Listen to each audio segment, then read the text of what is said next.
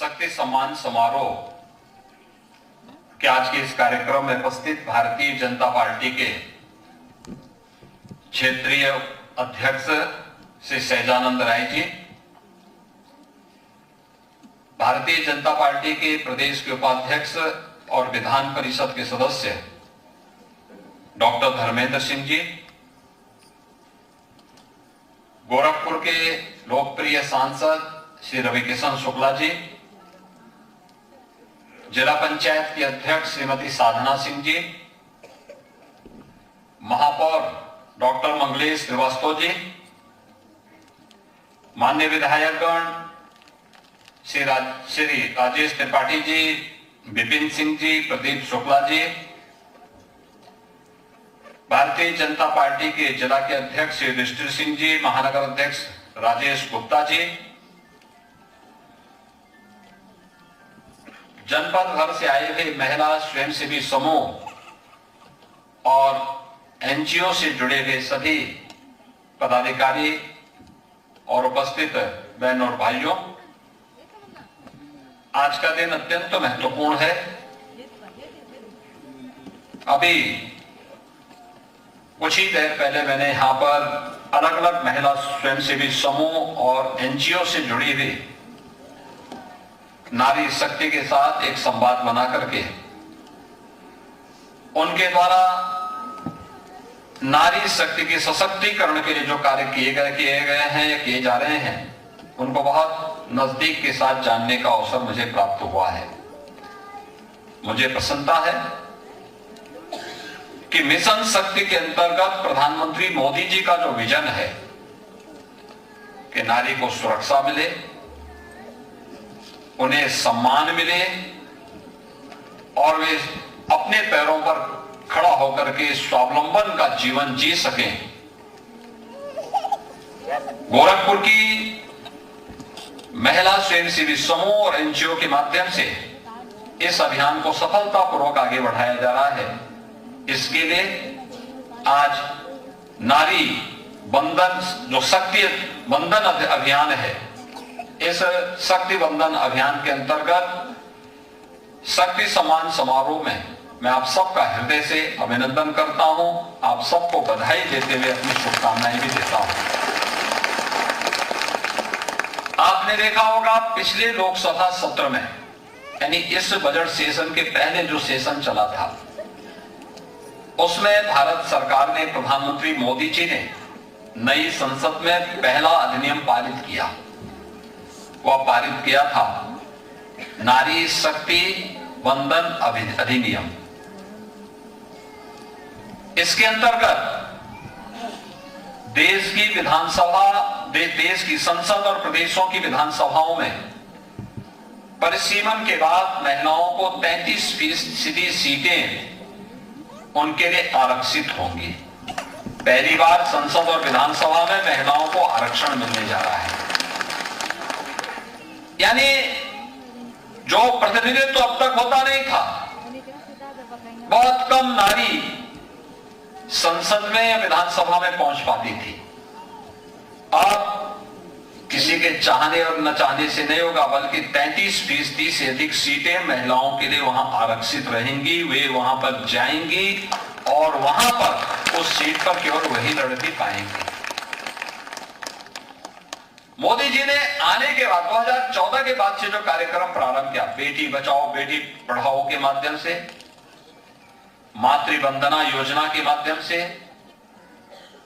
या फिर जितनी भी योजनाएं हैं, उन योजनाओं का केंद्र बिंदु बिना भेदभाव के महिलाएं हैं, किसान हैं, नौजवान है, गरीब है। कैसे उसका लाभ दिया जा सकता है? जैसे प्रधानमंत्री आवास योजना का ग्रामीण में अकेले गोरखपुर जिले के अंदर 61,556 लोग लाभान्वित हुए हैं। आप सोचो, जिस परिवार के पास अपना स्वयं का घर नहीं है, क्या बीतती होगी इस परिवार में। और महिलाएं खासतौर से सबसे ज्यादा सफरर कोई होता है, सबसे ज्यादा पीड़ित होता है, महिला होती है। मुख्यमंत्री आवास योजना में भी आवंटित जो आवास हैं वह 38,866 आवास अकेले गोरखपुर जिले को प्राप्त हुए। इसी प्रकार से 3,880 आवास मुख्यमंत्री आवास योजना में स्वीकृत हुए। राष्ट्रीय ग्रामीण आजीविका मिशन के अंतर्गत कुल गठित जो स्वयं सहायता समूह की संख्या वो 20,847 है और इसमें कुछ महिलाओं की संख्या जो जुड़ी हुई है ये 3,05,000 से अधिक महिलाएं इसके साथ सीधे सीधे जुड़ी हुई हैं। जो निराश्रित महिला पेंशन प्राप्त करती हैं गोरखपुर में 63,563, वृद्धावस्था पेंशन से लाभान्वित महिलाएं 54,062 और दिव्यांगजन पेंशन से लाभान्वित होने वाली महिलाएं 6,094। पीएम किसान यानी किसान सम्मान निधि में मुझे बहुत अच्छा लगा कि गोरखपुर के अंदर 1,05,300 से अधिक महिलाएं इस योजना से लाभान्वित हैं और उज्ज्वला गैस योजना के अंतर्गत 2,91,000 से अधिक महिलाएं सीधे सीधे गोरखपुर जिले के अंदर इस योजना का लाभ प्राप्त कर रही हैं। महिला स्वयंसेवी समूह 56 फेयर प्राइस शॉप यानी राशन कोटे की दुकान का संचालन कर रही हैं और इसमें 438 महिलाएं इस कार्यक्रम के साथ जुड़ी हुई हैं। अब आप देख सकते हैं यानी पहले महिलाओं को घर से बाहर नहीं निकलने दिया जाता था, तो अगर वे घर से बाहर नहीं निकलती तो महिला स्वयं सेवक समूह के साथ नहीं जुड़ पाती, समूह नहीं बना पाती, एनजीओ के साथ मिलकर काम नहीं कर पाती, किसी भी योजना का लाभ नहीं मिल पाता। आज तो उज्ज्वला योजना का भी लाभ मिल रहा है, आयुष्मान भारत का भी लाभ मिल रहा है, पीएम स्वामित्व योजना में मालिकाना अधिकार महिलाओं को प्राप्त होना है। इसके अलावा और भी तमाम योजनाएं हैं। प्रदेश सरकार ने डबल इंजन की सरकार ने एक कार्यक्रम और प्रारंभ किया, वह है प्रदेश के अंदर मुख्यमंत्री कन्या सुमंगला योजना। अप्रैल से हम उस राशि को 25,000 रुपए करने जा रहे हैं। कोई बेटी जन्म लेगी, बेटी के जन्म लेने से लेकर स्नातक तक के पैकेज की व्यवस्था हम करते हैं। अभी तक 17 लाख से अधिक बेटियों को इस योजना से हम जोड़ चुके हैं। मुख्यमंत्री सामूहिक विवाह योजना 3 लाख से अधिक बेटियों की शादी इससे अब तक संपन्न हो चुकी है। यानी एक एक योजना को जोड़ने का काम पीएम स्वामित्व योजना के अंतर्गत 90 लाख महिलाओं को जहां पे घर है वहीं पर उनका जमीन का मालिकाना अधिकार उन्हें उपलब्ध करवाना यह कार्यक्रम भी हो रहा है। और टेक होम राशन में हर विकास खंड में प्लांट लगा करके पोषण अभियान के माध्यम से अच्छा आहार महिला स्वयंसेवी समूह स्वयं तैयार करके वितरित करेगी, मुनाफा भी अपना कमाएगी, यह भी है। वीसी सखी बैंकिंग कॉरेस्पॉन्डेंट सखी बैंक की कमी को दूर भी कर रही है और गांव की एक बेटी या गांव की एक बहू को अपने पैरों पर खड़ा होने के लिए प्रेरित भी कर रही है। स्नातक की शिक्षा बालिकाओं के लिए फ्री है, उसके बाद भी भेदभाव हो इसको हमें किसी भी स्थिति में स्वीकार नहीं करना चाहिए। और आज जब हम लोग यहां पर एकत्र हुए हैं, यह नारी वंदन अभियान के अंतर्गत शक्ति सम्मान का जो समारोह है, यह समारोह इसी बात को प्रदर्शित करता है कि कार्य हुआ है तो हम उसको बोले और उसको बोल करके अन्य लोग जब तक इससे लाभान्वित नहीं है उनको भी लाभान्वित करने का प्रयास करें और जो लोग लाभान्वित हो चुके हैं वो बोले, जिससे सरकार को भी ये पता लगना चाहिए और पब्लिक को भी पता लगना चाहिए कि सरकार की ये योजनाएं चल रही थी, योजनाओं का लाभ किस रूप में लोगों ने प्राप्त किया है। ये नया भारत है और नए भारत कि नए उत्तर प्रदेश में हम सबकी क्या भूमिका होनी है। इसके पीछे का उद्देश्य एक ही है,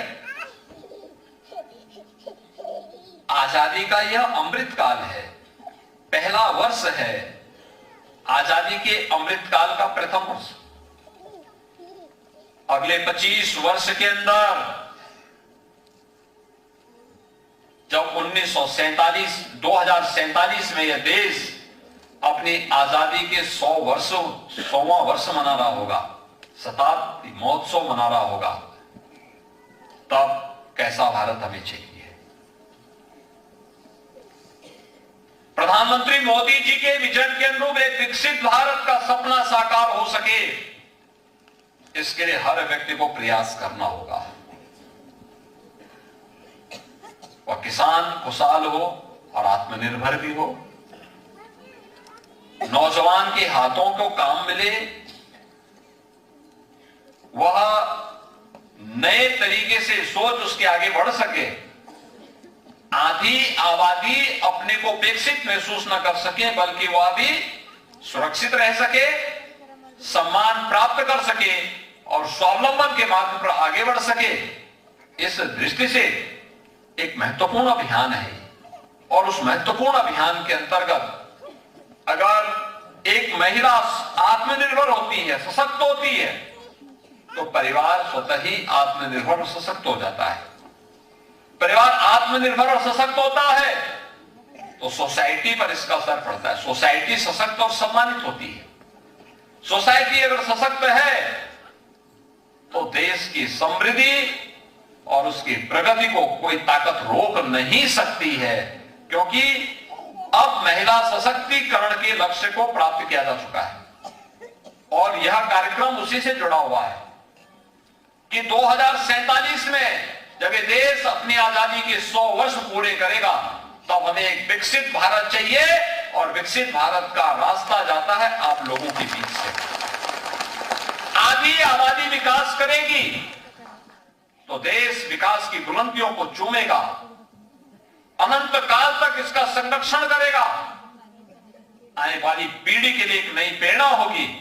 और नारी जो शक्ति बंधन अभियान है और शक्ति सम्मान का जो कार्यक्रम है, यह 2047 के एक बड़े विजन के साथ प्रधानमंत्री मोदी जी के द्वारा प्रारंभ किए गए अभियान का हिस्सा है।